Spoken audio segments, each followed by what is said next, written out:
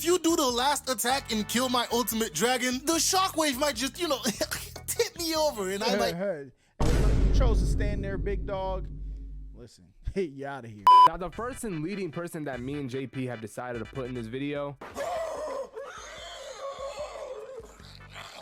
The Grinch is a hater for sure. Is his gremlin ass. Now, the Grinch is a very special individual in more ways than one. First of all, he's literally green. Second, he literally does not fit in with any species on Earth. But the reason that me and JP decided to put him in the beginning of the video is because he's more than just a menace. I'm not gonna lie, he's probably the worst one on this list. I mean, who's a bigger Christmas hater though? Is it the Grinch or is it Scrooge? It gotta be Scrooge. My man is rich. And he's still hating. The Grinch low-key is outcast. So he got like a little bit of reason to hate. Not only does he steal gifts, but he steals gifts from children. Now, I have you know, children are probably the most wholeheartedly pure. It'll be over if y'all see it fly. Low-key. Cherry 12s cop for your boyfriend? Yes, sir. Those are you sure about that? I mean, there's a reason why get charged harder than murderers. I mean, you might as well consider the Grinch one too. This man literally sneaks into people's chimneys at night, steals their presents, and uses those presents to decorate his place. If you would even call it that. I mean, there is a reason why this is the most feared man in all of Whoville. The children are scared of him, the adults are scared of him. I mean, there's a reason why even Santa doesn't even visit Whoville, because he knows all and well that if he ever wants to spin to Whoville, he's gonna have to deal with this green looking gremlin, bro. True. Which I really don't blame him, because this man Grinch might have some crazy hands for all we know. I ain't gonna lie, the people at Obal might be scared of him. I mean, this man is literally like a deadly gremlin, bro. Like, who in their right mind hates Christmas? I mean, yeah, sure, he's alone like every Christmas, but I could see though, you get cold a couple times, you might hate Christmas, man. That doesn't mean you go break into children's houses and go steal their presents, bro. What you should do is go touch some grass and go meet some people, because there ain't no reason why you ruining other people's days, all because you have no friends. That's honestly just ridiculous in my opinion. But I'm gonna go ahead and close that out here, and I'm gonna go ahead and hand it over to JP now. No matter where you look, you're gonna find a bunch of haters, even in the real world. A lot of you have been asking me to add low tier God and worthless baby Skip Bayless on here, because apparently J. Jonah Jameson might be Skip Bayless. He might be Skip Bayless. Oh, how could I miss that one? They some hating ass niggas. Just because they're not in part 5 doesn't mean they're not gonna show up in a future part maybe. But for this video, we have 4 of the most heinous, hating ass niggas in media. And this episode's a little bit different than the rest too. So look, bro, these niggas are so heinous, I had to get help. Today, I will be featuring 3 other YouTubers on part 5. I know that sounds crazy, but it's happening. If I don't make you see how much of a hating ass nigga these 4 contestants are, one of them will definitely convince you. So yeah, grab some popcorn and a bucket of ice as I present to you all hating ass niggas part 5. We're gonna be talking about a nigga who started hating in episode 1 of the show. Next to Luther, Kaiba is one of the richest haters around. And this man started hating literally in episode 1 of the show. So Yugi's sitting there playing Duel Monsters with Joey, right? And Joey loses, of course. And then all of Yugi's other friends showed up to see what the fuck's going on. Which, mind you, they're all in the same class. And then you see Kaiba's hating ass fake reading a book. But this nigga was just being nosy, listening to their conversation. As he's sitting there being nosy, right? He hears that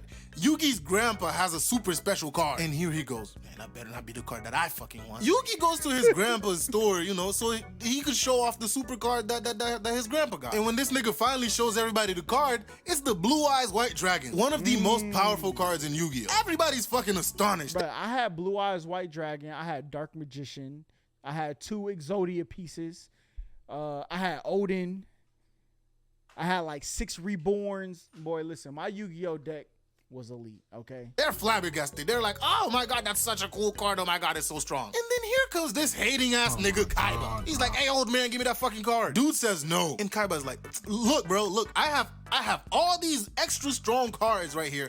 I will trade all of them just for your Blue Eyes White Dragon. Because there's only 4 of them like available. And Yugi's grandpa still says no. And this nigga's like, oh my god. Bro, how much do you want for it? Name your price and I will give it. First of all, bro, this nigga's in high school and has so much money that he could just tell somebody name their price. But anyways, Yugi's grandpa still says no. And then he walks off. Ain't nobody ever tell me no, nigga. I get #1 duelist in the world. I'm gonna get what the fuck I want, nigga. I'm getting that card. He goes home and gets his fucking bodyguard. Hey bro, y'all know that game shop, right? Well, they have something I need. And this nigga sends his goons to go tell this man a message. They're like, hey bro, Kaiba wants a fucking duel with you. At first, Yugi's grandpa reluctant, but then he agrees to duel Kaiba because he wants to teach that nigga a lesson. What's the Yugi prize? and his entourage comes to the store after school, right? And that shit is empty. I ain't gonna lie, my Yu-Gi-Oh lore pretty trash. I ain't gonna lie, because I didn't know none of this. Maybe I need to go back and watch Yu-Gi-Oh. And they're confused as fuck, like, where did his grandpa go? And then this nigga gets a phone call. Hello? Game shop here. What's good, little bitch? Kaiba! Listen here, little nigga, I got your grandpa. Come and get his ass off the floor. I'm Rick James, bitch. Enjoy yourself. So they all run to Kaiba's building and find Yugi's grandpa on the floor. And he's like, oh my god, Yugi, I tried to battle him, but I lost. He got the card. And then Kaiba comes out and commits his first heinous act of hatred. He shows them the Blue Eyes White Dragon card, right? There's only 4 of them in the world. And he rips that shit apart. Like, bro, he didn't even want it. He just wanted to be a hater. So yeah, bro, Kaiba's in a league of his own, you know, when it comes to hating. But there's even more. So yeah, after all that debacle, right, he dueled Yugi and took his first L ever. And this nigga took it as a sign to amplify his hatred. Now we get to the Duelist Kingdom tournament, and it's him against Yugi. They're dueling, Yugi's pulling ass pulls as usual, but then Kaiba, being an actual genius, right? He actually made Yugi play into his hands, and he got to summon the ultimate Blue Eyes White Dragon. And that nigga was powerful. Nobody saw how Yugi could win. But you know, as Yugi is the king of ass pulls and cheating, he somehow survives the first ultimate dragon attack. Now, before all this happened, right, Kaiba had played a card that gave Yugi a virus that made him unable to play any monsters that has more than 1500 attack power. So, you know, Yugi pulling an ass pull, pulls out Kuribo. And then here he goes talking about believing the heart of the card. Kaiba's like, hey, bro, Kuribo's like the weakest nigga in the game. What makes you think it's gonna survive an attack from my ultimate dragon? Yugi's like, haha, you dumbass. I have another card. And he shows Kaiba a card that multiplies Kuribo infinitely, which I swear that's just fucking cheating, but whatever. Yeah, that's a hack. That's a hack card right there. Since Kuribo keeps multiplying, he's using this nigga as a meat shield. Fur shield. So that means no matter how many times the ultimate dragon attacks, it will never reach Yugi. Kaiba was flabbergasted, like, how the fuck? But Yugi's like, but wait, there's more. He pulls more bullshit out of his ass and combines 3 different cards and infects this nigga's ultimate dragon from the inside. So now this nigga's ultimate dragon will lose 1200 attack points every turn. Kaiba's like, hey, yo, what the fuck, bro? How did I get here? But yeah, Kaiba, seeing no way he could win, right, thinks of a strategy. Something else I didn't mention that happened before this is that Mr. Yugi Boy over here took Mokuba and Yugi's grandpa's soul, and he's gonna release whoever the winner is. Mokuba is Kaiba's younger brother, by the way. So yeah, this game was high stakes, and Kaiba's like, man, I can't afford to lose this shit. Yo, there is so much. Look, all I knew was the Dark Magician. I had that card too. Come on now, man. I was really outside. But this lore low-key type crazy. All right. Right now. And does the most heinous thing any anime character has done. Like, bro, forget Dio putting the Joestar's dog in the fucking furnace and just hating on their whole fucking bloodline. Forget Lex spending billions of dollars on a fake campaign. This nigga Kaiba backs up on the ledge and is like, I'm gonna win this one way or another. Yugi, if you do the last attack and kill my ultimate dragon, the shockwave might just, you know, tip me over. And I like, hey, look, you chose to stand there, big dog. Listen, you out of here. Fall and get hurt. So what do you pick, Yugi? And so I just stood there, just flabbergasted that this nigga's such a sore loser that he's willing to put his life on the line. Like, bro, that is wild. And it doesn't even end there. Like, bro, Kaiba got so mad that he never actually got a fair win against Yugi, right? He travels back in time. Post-editing JP here, he didn't go back in time. This nigga sent his consciousness to the afterlife just so he could run the ones with the pharaoh. Like, bro, this nigga deserves his spot on the Mount Hatemore, bro. Because how hateful do you have to be to decide to go back in time just to run the Fade? That's like Kid Buu going up to heaven to run the fucking Fade. Like, bro, these haters are something else, bro. I am literally about to say the N-word right now, okay? Griffith from Berserk. Oh man, this dude is crazy. Originally in the story of Berserk. Hey, listen, all I'm saying is $20 is $20. Griffith is seen as like a elite. Me personally. Leader, you know, and a good person, a hard-working dude. But then you keep watching. Bro, the switch from good Griffith to evil Griffith is actually one of the craziest plot twists I have ever witnessed in fiction. Bro, Griffith only started his true villain arc because he got caught clapping the king's daughter and shit, and then the king was like, hey, only I get the clap on my daughter's cheek. And then they locked his ass up. They tortured him for like a year and shit. But then this stupid ass, bitch ass nigga just decided to blame everything on Guts for no reason. Like, what are you... Mr. Beast just dropped the video. Guts, dude, you got caught lacking and you got punished for it. This ain't got nothing to do with Guts. But the thing that really sent Griffith over the edge was when Guts said, hey, bro, I can't help you follow your dreams no more, man. Like that. Damn, I gotta follow my own dreams. I love you, Griffith, but I gotta follow my own shit, bro. You feel me? Come on now. Griffith did not like this. Bro was so angry about Guts leaving the crew. He straight up abandoned his humanity and just went on a killing spree, and he even tried to kill Guts right there and then. Like, you don't want to be my slave? Okay, then die type shit. But Guts broke his sword and then embarrassed his bitch ass. W Guts, bro. Guts is always out here, bro. But listen, Griffith sacrificed his entire squad, his entire crew, and all of his friends and homies that he rolled with for like years. At least like 5 or 6 years he rolled with all of these people. And all of the people... Yo, that's low-key crazy. But, listen, chat. We've been watching Tokyo Ghoul. We on season 3. This low-key the plot of what's going on with what's Buddy name with the purple hair? Yeah, him. When they was like, you're gonna let all of your men die just so they can protect you? Yo, Griffith low-key on the same arc. People he sacrificed were people who looked up. If y'all know, what's the purple hair dude from Tokyo Ghoul? Dude was like, Kaneki, my delicious. Who is he? To him and loved him like a brother. I'm telling you, bro, Griffith does not have a single redeeming quality about him. Except for the fact that he's pretty hot. But besides that, Griffith was such a hater. He made Guts, who was his best friend for 3 years, watch him R-word his girlfriend right in front of him. You cannot get more evil than this, bro. This is peak evil. And he only did the R-word thingy because he wanted to get back at Guts and fuck with him and break him mentally. Just... Yeah, we're definitely deleting this VOD after this video. Because Guts wanted to follow his own dreams and follow his own path. Like, Griffith was looking straight into Guts's eyes as he raped his girlfriend, bro. Fuck this dude, bro. Fuck you, Griffith. I hate him. This is tough. Fuck. I feel sick to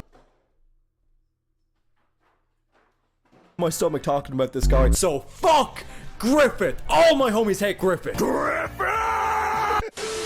As a professional hater, I can't even condone the amount of hating this nigga Scar does throughout the movie. Off the muscle, he shows nothing but hatred, and on top of that, characteristics of a bitch nigga. This nigga hates Mustafa so much that he despises this nigga's son before he's even a day old. All because he's not king. Which, I get it, I can see why he could be mad, but that's because nobody wants his nobody ass to leave the kingdom. He lets the hyenas deal with all his smoke. He even says it within the first minute of the movie, when big homie Mustafa presses him. Ah, if it isn't Mufasa, punk-ass king of the kingdom. How you doing, Mufasa? No, my son was born today. Where was you? Oh, that was today? Must have forgot. That's crazy. But that hairball is fucking shit up. That hairball is your nephew and future king. Yeah, whatever you say. Don't turn your back on me, Scar. You should be the one worried about your backside. My nigga, is that a threat? You don't want no smoke with me? Yes, you are right. I am just a bitch ass nigga with knowledge while your big buddy ass is king. But you got it, I am a bitch. I'm sorry, big bro. I'll slide off the block. Damn, your brother's a hoe. Yeah, I know. So once Simba grows up, Scar does his first act of hatred by trying to get this little nigga iced.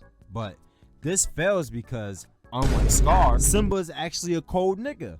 Look at the way he slaps the shit out of that hyena to save Shorty. Then he slides up out of there. Even this nigga Scar recognizes that he's an issue. You can see it in his hate and smug. And to It's like, ain't no way my man stepped up to the plate like that. Because I would have ran. make it even worse, his homies don't even respect him for Panda says hi. After this next video. She said hi. real. Can't believe you ran off the block like that. Nigga Mustafa got crazy hands. Man, next line I'm seeing, I'm slapping on my mama. You crazy. What did y'all say about lions? Man, you scared us, Scar. We thought you was a real nigga. A real nigga like Mustafa? Nah, for real. Hey, nigga, why ain't you king? Nigga, bitch. But Mufasa? That nigga name scares me. Mufasa. Oh, do it again. Mufasa. Oh. Why don't niggas respect me? We all know what happens at this point, and I'm not gonna lie, y'all, I almost cried watching this movie again. But let's look at his face one more time and tell me this isn't the face of a top hater. We get one Facts. of the saddest scenes ever in cinematic He knew he was history, sending him to his but demise. you know this nigga's net condition was to always hate on And niggas. praying on your downfall. Bro, everybody got that family member. Everyone. Simba, did you kill this nigga? I know I got that family member that be sitting there waiting in the bushes for every time you fail. No, Unky, I swear, it wasn't me. Now, Simba, it's okay. Your punk ass daddy got killed and it's all your fault. Now I'm gonna need you to slide off the block, Simba. Slide off the block, Simba.